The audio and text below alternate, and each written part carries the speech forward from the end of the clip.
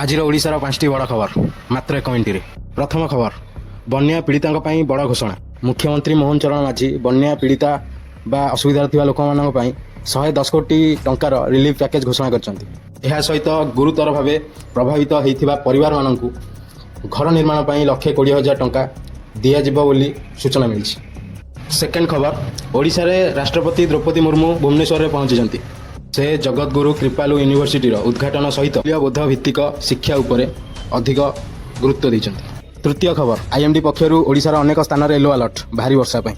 August 9 ଯାଏ ପାଗ ଖରାପ ରହିପାରେ ସୂଚନା ମିଳିଛି। ଚତୁର୍ଥ ଖବର, PCPNDT ଆଇନର କଡ଼ା ଲାଗୁ। ବେଆଇନ ଲିଙ୍ଗ ନିରୂପଣ ପ୍ରଥା ରୋକିବା ପାଇଁ ରାଜ୍ୟ ସରକାର କଡ଼ା ପଦକ୍ଷେପ ନେଇଛନ୍ତି। ପଞ୍ଚମ ଖବର, କଳାହାଣ୍ଡି ସେପ୍ଟିକ୍ ଟ୍ୟାଙ୍କ ଭିତରେ ଶ୍ୱାସରୁଦ୍ଧ ହୋଇ 6 ଜଣଙ୍କ ମୃତ୍ୟୁ। ଏହା ଥିଲା ଆଜିର ଓଡ଼ିଶାର ଟପ୍ 5 ଲାଟେଷ୍ଟ ନ୍ୟୁଜ୍। ଏମିତି ସବୁବେଳେ ଯଦି ନ୍ୟୁଜ୍ ଶୁଣିବାକୁ ଚାହୁଁଛନ୍ତି ତାହେଲେ ମୋର ଏହି ଚ୍ୟାନେଲକୁ ସବସ୍କ୍ରାଇବ୍ କରନ୍ତୁ ପ୍ଲିଜ୍।